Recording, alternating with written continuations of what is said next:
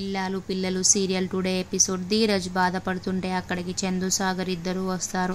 ఒరే చిన్నోడా బాధపడకు అంటారు. ధీరజ్, నేను ప్రేమని పెళ్లి చేసుకోవడం వల్లనే నాన్నకి ఇంత అవమానం జరిగింది, దీనంతటికి కారణం ప్రేమనే అనేసి అంటాడు. రామరాజు ఆ గొడవ గుర్తు తెచ్చుకొని బాధపడుతుంటాడు. అప్పుడు అక్కడికి బుజ్జమ్మ కూడా వస్తుంది. నేను కావాలని నగల విషయం దాచిపెట్టలేదండి అని, అలాగే ప్రేమ డ్యాన్స్ క్లాసు నాకు చెప్పలేదు, తను డ్యాన్స్ క్లాస్కి వెళ్తున్నానని నాకు అసలు చెప్పలేదండి అంటుంది. రామరాజు, నన్ను ఇంకా నమ్మించాలని చూడకు, నువ్వేం చెప్పినా నేను నమ్మను బుజ్జమ్మ అంటాడు. నాకు తెలియకుండా నా ఇంట్లో ఏది జరగదని నేను అనుకున్నాను, కానీ ఇప్పుడు నాకు తెలియకుండానే నా ఇంట్లో అన్నీ జరిగిపోతున్నాయి. నా కొడుకు కోడళ్ళు అందరూ, ఆఖరికి నా భార్య, నిన్ను కట్టుకున్న భార్య కూడా నాకు అబద్ధం చెప్తుంది అనేసి బాధపడతారు. రామరాజు, ఈ ఇంట్లో నాకు విలువే లేదు, నేను మనిషిగా ఎప్పుడో చనిపోయాను అనేసి అంటాడు. బుజ్జమ్మ, నన్ను క్షమించండి అనేసి అంటుంది. నాతో మాట్లాడరా అంటే, బుజ్జమ్మ నాకు ఇంకెవరున్నారు, నువ్వు తప్ప, నీతో మాట్లాడతాను కానీ నాకు కొంచెం టైం పడుతుంది బుజ్జమ్మ అనేసి రామరాజు బాధపడుతూ వెళ్ళిపోతాడు. సాగర్ ధీరజ్ వాళ్ళ నాన్న అన్న మాటలకి బాధపడుతూ అక్కడి నుంచి వెళ్ళిపోతారు. ధీరజ్ ఒక దగ్గర కూర్చుంటే ప్రేమ వచ్చి సారీ ధీరజ్ అంటుంది. అప్పుడు ధీరజ్, అంత చేసిందంత చేసి సారీ చెప్తే అయిపోతుందా, మా నాన్నకు జరిగిన అవమానం తిరిగి వస్తుందా అనేసి అంటాడు. ప్రేమ, నేను ఇదంతా చేసింది నీకోసమే ధీరజ్, నువ్వు అలా కష్టపడుతున్నావు అనేసి నేను డ్యాన్స్ క్లాస్ చెప్పాను అంటుంది.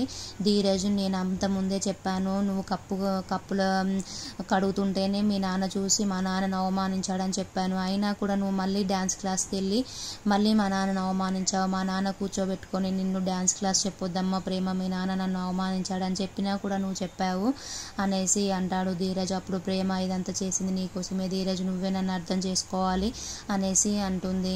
ధీరజ్, ఎందుకు చేశావు మళ్ళీ అని అంటే, నేను నీ కోసమే చేశానంటే, నువ్వు నా కోసం కష్టపడుతున్నప్పుడు నేను నీ కోసం కష్టపడొద్దా ధీరజ్ అంటుంది. నువ్వెందుకు కష్టపడాలి నా గురించి అనేసి ప్రేమ అంటే, నేను నీకు తాళి కట్టిన భర్తను కాబట్టి అనేసి అంటే, ప్రేమ, నువ్వు కూడా నా భర్తవు కాబట్టి నేను నీ కోసం కష్టపడతాను అనేసి అంటే, ధీరజ్ బయటికి వెళ్ళిపోతాడు పడుకోవడానికి.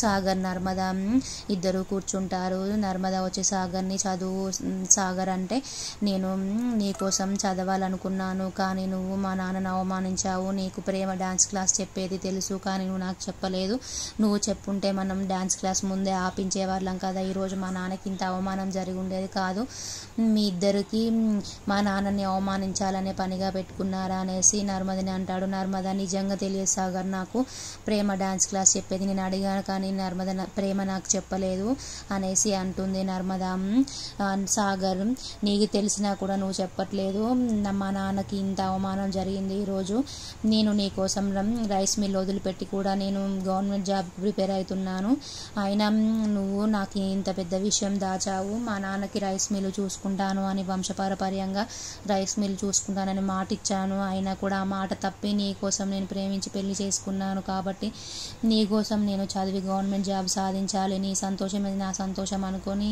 నేను అలా ప్రిపేర్ అవుతుంటే నువ్వు నాకు తెలియకుండా ప్రేమ విషయం దాచిపెడతావా అనేసి పడుకోవడానికి బయటికి వెళ్తాడు. అప్పుడు సాగర్, ధీరజ్ ఇద్దరు కలిసి పడుకుంటున్నారు. చిన్నోడ, మన ఇద్దరం ప్రేమ పెళ్ళిళ్ళు వేస్ట్గా చేసుకున్నాం రా అనేసి అంటాడు.